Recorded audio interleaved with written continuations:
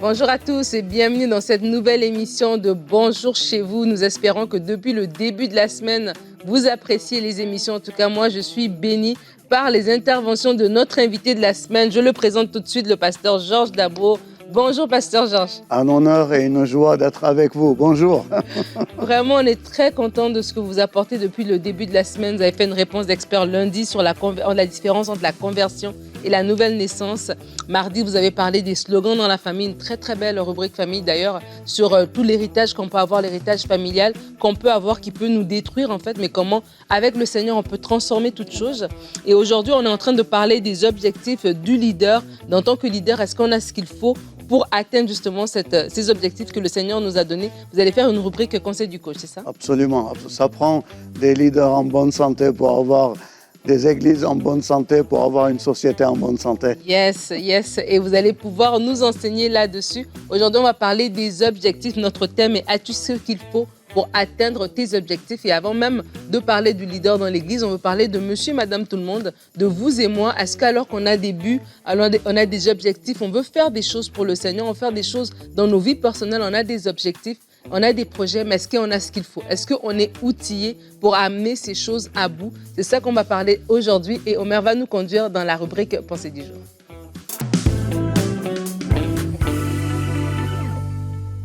Alors, vous avez des grands objectifs, des objectifs nobles, c'est une bonne chose. Par contre, on vit dans un monde de l'instantané aujourd'hui où on a l'impression que bien les stars ou les célébrités sont nées en une nuit avec les réseaux sociaux. Quelle pression s'exerce sur chacun d'entre nous de vouloir être, comme on dit, au top directement. Mais est-ce que c'est vraiment ce que nous avons? Est-ce que nous avons ce qu'il faut pour demeurer longtemps, en fait, dans la course et pour atteindre nos objectifs? Paul dit dans Galates chapitre 1, le verset 15 au verset 17, il dit « Mais lorsqu'il plut à celui qui m'avait mis à part dès le sein de ma mère et qui m'a appelé par sa grâce de révéler en moi son Fils afin que je l'annonçasse parmi les païens, je ne consultais ni la chair ni le sang et je ne montais point à Jérusalem vers ceux qui furent apôtres avant moi, mais j'ai parti pour l'Arabie, puis je revins encore à Damas. » Et Paul va dire que 3 années plus tard, il est monté, rencontré Céphas, etc. On réalise que Paul était un homme extrêmement éduqué, un homme qui avait de la connaissance, il était très avancé dans la loi pour quelqu'un de son époque, mais lorsqu'il reçoit l'appel de Dieu, il fait un mouvement d'arrêt total. Paul va disparaître pendant quelques années. Il va prendre le temps de comprendre l'appel de Dieu. Il va prendre le temps de comprendre le Dieu de l'appel et il va prendre le temps de se former. Et vous voyez, il était expérimenté, pas dans ce qui concerne la loi des Juifs, mais dans ce qui concerne la révélation de Christ, c'était encore un bébé. Il a pris le temps de s'arrêter, il a pris le temps de se former, il a pris le temps de revenir, un homme totalement transformé, tant au niveau de son message, mais lui-même en tant qu'individu. Et c'est ce que j'aimerais vous encourager aujourd'hui, alors que vous avez des objectifs, eh bien, il y a un Arabie vers lequel vous devez vous rendre, un temps d'arrêt, un temps où vous devez prendre le temps de vous arrêter, de vous couper un peu du mode habituel dans lequel vous êtes, afin de rentrer dans le moule de Dieu, que Dieu puisse vous modeler, que Dieu puisse éclaircir la vision et que Dieu puisse vous diriger dans la bonne direction afin que vous soyez efficace comme l'apôtre Paul l'a été. Le secret de l'efficacité de l'apôtre Paul était dans ces temps-là où il a eu le temps de se retirer, de se mettre à part, alors qu'il connaissait la loi mieux que tous les disciples de Jésus-Christ. Il connaissait la loi, il connaissait la tradition, mais Dieu, dans sa sagesse, Dieu ne l'a pas dirigé vers ce qu'il connaissait. Dieu l'a dit juste dit, va annoncer ce message que tu connais vers les païens. Donc ce n'était pas vers les Juifs, mais vers les païens. Et alors il devait réapprendre à réadapter son message, à mener ce message de manière à ce que des personnes qui n'avaient aucun background, aucun arrière-plan dans le judaïsme puissent le comprendre. Et pour cela, il fallait un temps d'arrêt. S'arrêter ne veut pas dire qu'on a échoué. S'arrêter ne veut pas dire qu'on a abandonné. S'arrêter ne veut pas dire qu'on est lâche, mais s'arrêter veut dire qu'on est prudent, qu'on est sage et qu'on valorise l'appel de Dieu sur notre vie. Alors, il y a un Arabie pour vous. Que Dieu vous aide à y trouver du plaisir. Amen. Amen. Merci beaucoup Amen. pour cette belle Amen. pensée. Je n'ai pas pensé comme ça, je n'avais pas pensé à ça dans cet angle-là, merci. Et en fait, tu parles de la formation, et ça, c'est tellement important.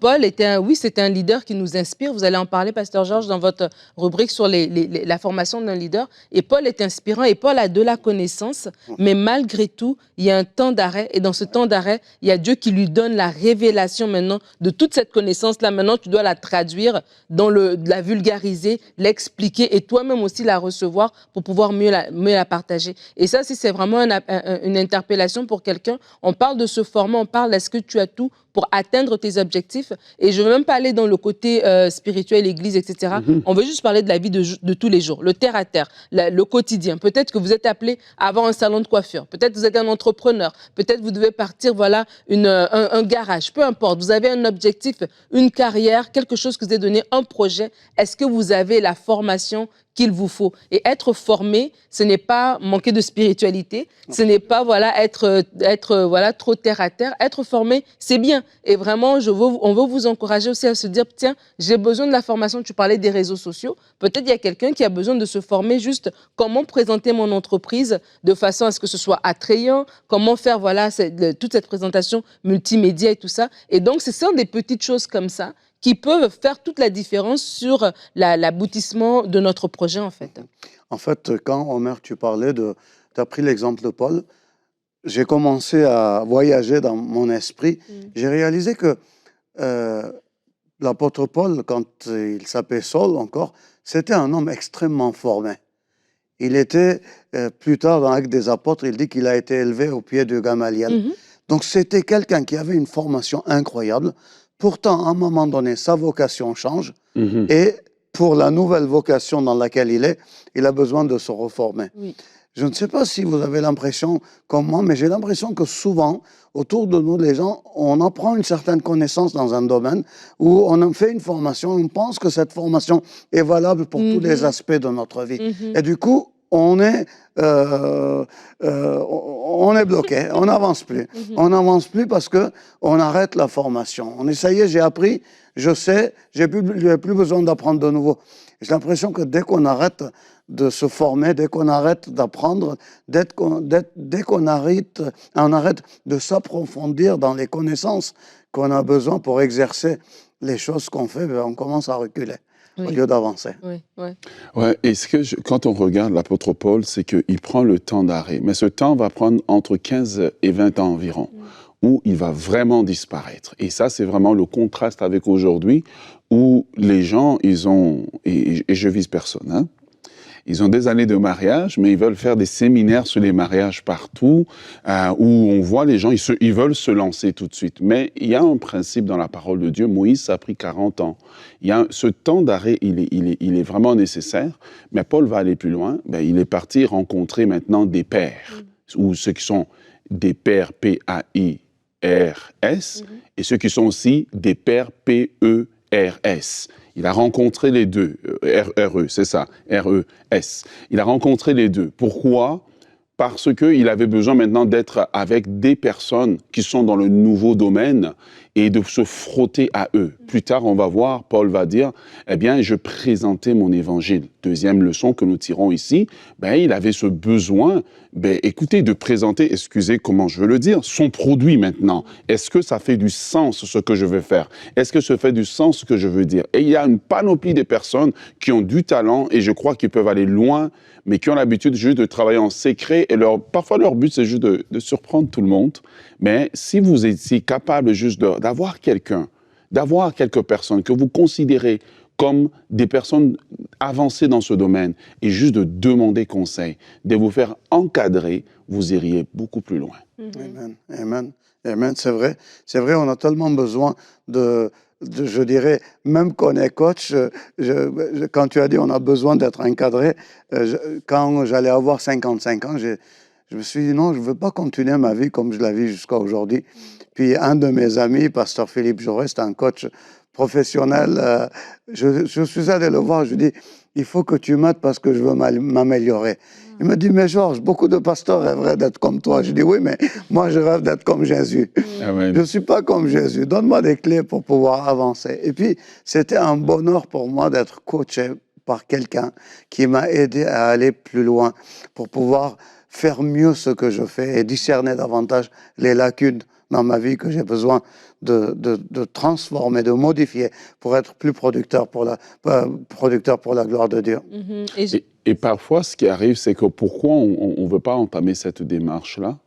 Souvent, c'est parce qu'on ne veut pas quelqu'un qui va nous dire la vérité. Quelqu'un qui, parfois, a besoin aussi de nous recadrer pour dire, écoute, la façon dont tu veux le faire, je ne pense pas que c'est la meilleure façon de faire. Et souvent, nous devenons, en fait, égoïstes avec une vision, même séculière, que Dieu nous a donnée, mais qui doit faire du bien à notre entourage. Alors, on se l'approprie comme si c'est nous. Quand on l'a reçu, on l'a compris, il n'y a personne qui peut nous aider. Mais pourtant, on va voir Moïse qui va se faire aider par Jéthro. Jéthro va lui dire, OK, c'est bien, Dieu t'a appelé, tu as l'onction et tout, mais la façon dont tu le fais là, tu vas mourir avant ton temps. Et Jéthro va lui dire, mais non, nomme des personnes qui vont être capables de t'aider. Et voici encore un autre grand homme de Dieu qui est capable de recevoir un conseil. Et un conseil, c'est gratuit. Un conseil ne tue jamais quelqu'un. C'est juste la façon dont nous décidons de l'encaisser. Et ça, j'aimerais vraiment encourager chacun d'entre nous vraiment à développer cette capacité-là. Absolument. Et Pasteur Georges, vous avez parlé dans votre exemple que je trouve vraiment beau de dire à 55 ans, non, j'ai envie de changer les choses, je vais aller voir quelqu'un qui peut m'aider. Et je crois que l'humilité est aussi un ingrédient. On m'a parlé du fait de se retirer, d'être formé pour pouvoir atteindre les objectifs que Dieu nous a donnés. Ce rêve, ce dépôt, ce projet, oui, il est pour vous, mais il est pour la gloire de Dieu aussi. Il y a d'autres personnes derrière qui vont pouvoir en bénéficier. Donc, prenez le temps de vous former et l'humilité, comme vous l'avez manifesté, de demander aussi à quelqu'un un retour sur ce que vous êtes en train de faire. Donc, ayez la flexibilité, vous l'avez dit aussi, de dire, tiens, je peux réapprendre. Et des fois, on voit dans des salons de coiffure ou des magasins ou même des restaurants qui ont été prospères à une certaine saison. Et la saison d'après, ils ont perdu les clients. Pourquoi? Parce qu'ils n'ont pas su se réadapter, apprendre à nouveau, faire différemment, être sans se dénaturer, mais être au goût du jour, en fait. Et des fois, on peut penser que, non, si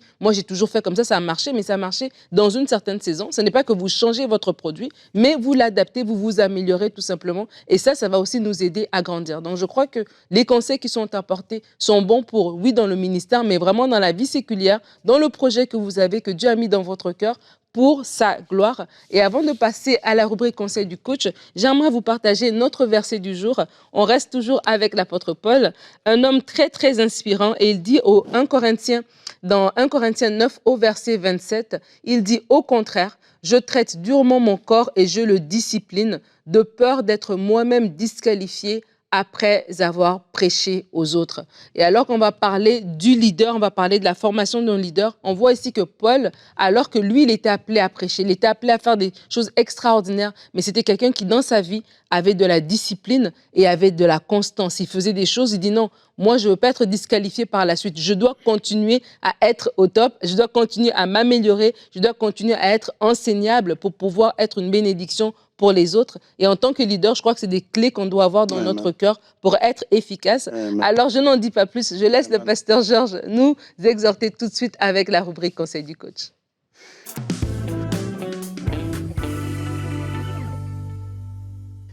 Et oui, si dans beaucoup de domaines dans la vie, on a besoin d'être formé, s'il y a un domaine où je dirais on a obligation, plus qu'obligation, d'être super bien formé, c'est dans les domaines dans lesquels qui sont les plus précieuses, les choses éternelles. Beaucoup de choses vont disparaître, mais il y a une chose qui va demeurer éternellement avec le Seigneur, c'est son Église, c'est l'épouse. Donc en tant que leader spirituel, en tant que serviteur de l'épouse, en tant que serviteur de Jésus-Christ dans son Église, appelé par lui, combien c'est encore plus précieux et combien c'est plus important, je considère à mes yeux, d'être vraiment soucieux, d'être certain qu'on est toujours en processus de formation et de croissance spirituelle. Alors, ce que j'ai constaté dans ma petite expérience, c'est que souvent, en tant que leader spirituel, leader chrétien, nous confondons les outils que nous pouvons apprendre à travers, pour bien faire notre formation. On peut apprendre comment être plus éloquent quand on prêche. On peut apprendre, j'ai pris moi-même des cours de diction, comment mieux parler, comment mieux poser les mots. Je crois que j'en ai besoin encore. J'ai pas fini. On peut apprendre, on peut aller dans les écoles théologiques. J'en ai achevé 2 moi-même, Nogent-sur-Marne, la faculté de théologie de Vaux-sur-Seine. C'est des excellentes formations et il y en a d'autres. On peut apprendre, mais à un moment donné, les apports extérieurs sont une chose par rapport à notre connaissance. Les apports, je dirais, pour bien exercer notre travail dans la compétence dont nous avons besoin de faire, c'est autre chose encore. Mais il y a un dernier apport qui est l'apport supérieur, j'appellerais, de celle de notre formation intérieure, notre formation spirituelle en tant que leader. Et cette formation, c'est en fait la capacité que nous avons de voir la formation de la personne de Jésus-Christ à l'intérieur de nous-mêmes et la manifestation de Jésus à travers les êtres que nous sommes. Dans Éphésiens chapitre 3, verset 14, nous lisons, c'est l'apôtre Paul encore qui dit « C'est pourquoi je fléchis le genou devant le Père, de qui toute famille dans les cieux et sur la terre tient son nom, afin qu'il vous donne, selon la richesse de sa gloire, d'être rendu fort et puissant par son esprit au profil de l'homme intérieur. Que le Christ habite dans vos cœurs par la foi et que vous soyez enracinés et fondés dans l'amour. » Alors, on veut être un leader spirituel. Le leader spirituel, c'est celui qui est leader spirituel de sa famille. Tu es un papa, tu es une maman. Il y a tellement de choses que tu voudrais communiquer à tes enfants, mais je peux t'assurer le plus grand héritage que des enfants ont besoin de toi. C'est le modèle de spiritualité que tu vas pouvoir leur transmettre dans leur vie. Tu es peut-être conseiller dans une église, peut-être que tu es leader de la jeunesse, peut-être que tu es leader dans une école de dimanche et puis il y a des enfants qui t'écoutent, qui te voient. Eh bien, ce qu'ils vont se rappeler de nous, même de pasteurs des temps après, ce n'est pas les prédications, ce n'est pas les enseignements qu'on vous apporte que vous allez vous rappeler, mais vous allez vous rappeler qui on était. Vous allez vous rappeler comment on a pu vous aimer. Vous allez vous rappeler l'esprit avec lequel, ou l'humilité avec lequel on vous a servi. Vous allez vous rappeler si on était des êtres orgueilleux, si on était des êtres humbles, si vous allez vous rappeler si on était arrogants, si on cherchait toujours à tirer la couverture vers nous pour que nous puissions écraser les autres et grandir, ou alors si on a consacré notre vie à voir la croissance de ce que Dieu nous a donné, pour que Christ puisse être formé en eux et pour qu'il puisse non seulement atteindre la hauteur où nous sommes, voire nous dépasser et aller plus loin dans notre vie. Cela fait 20 ans que je suis pasteur à Montréal et je dois dire que l'une des plus grandes joies que j'ai dans mon église, c'est que depuis 20 ans, j'ai consacré une grosse partie de ma vie à former quelques personnes. Ce sont mes bras droits. Et aujourd'hui, je le dis avec humilité, mais ne le dites pas trop ailleurs, je suis convaincu qu'il prêche mieux que moi. Mon fils, en qui j'investis beaucoup, Henri, il prêche mieux que moi. Les gens se rappellent de ses prédications plus que de moi. Et c'est le bonheur quand tu es leader et que ceux que tu as formés, ils t'ont dépassé. Là, tu dis, j'ai peut-être fait quelque chose de bon dans ma vie. Alors, qu'est-ce que ça prend pour être un leader formé? Bien, d'abord, quelques clés, 3 clés, j'aimerais vous donner pour être en bonne santé. D'abord, une connaissance de soi. Est-ce qu'on se connaît? Je crois que c'est vraiment un mystère. Et très peu de leaders se connaissent réellement. Beaucoup de leaders sont dans le fonctionnement, sont dans la course. Puis on a l'impression que si on arrête la course, on tombe. On se pense obligé de continuer. Tout à l'heure, dans la pensée de jour, Omer, tu as tellement bien dit, et ça m'a tellement touché, que le leader qui doit s'arrêter. Et certains leaders dans la Bible ont été arrêtés pendant 20 ans, d'autres 40 ans. Ce temps dans lequel ils ont appris à se connaître eux-mêmes, à savoir qui ils étaient. Finalement, Moïse, il savait, alors qu'il était dans la maison de Pharaon, il savait qu'il allait être le libérateur du peuple d'Israël. Et il a tenté de le faire, mais il l'a tellement mal fait que Dieu lui a dit, viens, je vais t'enseigner. Pendant 40 ans, il l'a amené au désert. Il l'a enseigné, mais après, il est devenu, la Bible nous dit qu'il était l'homme le plus doux de la terre. C'était pas cet homme agressif qui, par ses propres moyens, a voulu libérer le peuple, mais il l'a fait par le moyen de Dieu, il l'a fait en Dieu, et il l'a fait tellement puissamment que les princes, les rois, les puissants de la terre, les plus grands, eh bien, étaient à genoux devant l'autorité qui se manifestait de lui, parce qu'il était passé par l'école du Seigneur. Se connaître soi-même, apprend. Si tu es leader, si tu es pasteur, reçois avec humilité de ma part les paroles que j'aimerais te dire. Apprends à te connaître toi-même. Pose-toi la question, qu'est-ce que je gagne en faisant ça? Qu'est-ce que j'ai à perdre? Qu'est-ce que j'ai à gagner? Est-ce que les combats que je mène sont réellement les combats les plus importants? Est-ce que ça soit fait toujours selon ma volonté, selon que j'ai décidé? Est-ce que c'est le plus important combat que tu as? Pose-toi les questions. Qu'est-ce qui te fait guider? Apprends à te connaître. Dans 1 Jean, chapitre 1, le verset 5 à 7, nous parle des zones de ténèbres qu'il peut y avoir dans notre vie. Il y a des zones de blessures. En tant que leader, en tant que pasteur, on reçoit tellement, pardonnez-moi de le dire de cette manière, des coups de poignard dans le dos. Tu aimes, tu sers les gens, ils t'ignorent, ça fait des blessures, mais tu continues le ministère. À un moment donné, on continue à servir avec nos blessures, on continue à servir avec nos souffrances. À un moment donné, servir devient un métier, non plus une vocation, non pas une raison pour laquelle Dieu nous a appelés. On perd même, on oublie même pourquoi on fait ce qu'on fait. On laisse les zones de ténèbres régner dans nos vies, on laisse les zones de blessures, on laisse nos penchants, eh bien nos secrets cachés, les péchés cachés dans nos vies, on les laisse nous dominer au lieu d'apprendre à nous connaître réellement et savoir qui on est. Le leader qui va réellement performer dans les yeux de Jésus. Tu peux performer dans les yeux de ton église. Tu peux performer devant les yeux de beaucoup de monde. La véritable question, est-ce que tu performes devant Dieu? Est-ce que tu performes devant Jésus? Et quand on va arriver devant le ciel, la plus belle phrase qu'on va entendre, c'est « bon et fidèle serviteur ». Ça veut dire que quelqu'un dans le ciel est en train de regarder comment tu sers. Quelqu'un dans le ciel est en train de voir ta fidélité, voir ta bonté, voir la manière avec laquelle tu fais ce que tu fais. Apprends à te connaître, apprendre à vivre dans la réalité.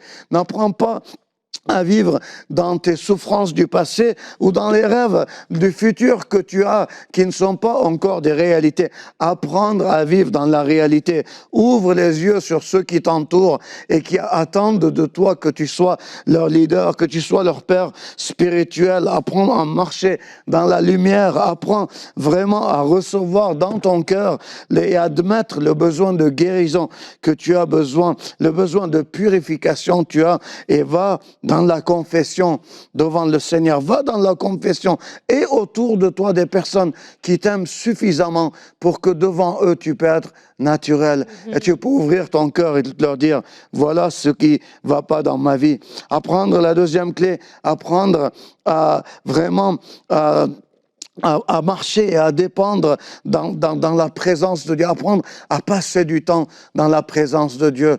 Pour moi, je dois vous confesser, je ne suis pas un homme tellement discipliné que chaque matin, j'arrive à passer 1 heure dans la prière.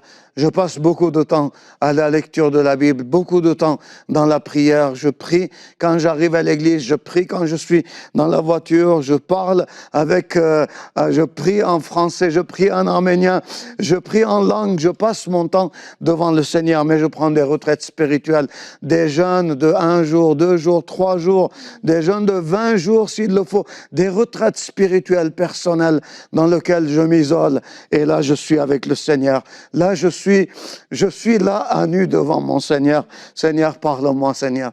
Touche mon cœur. Je veux savoir où je suis. Je veux savoir quelle est ta pensée.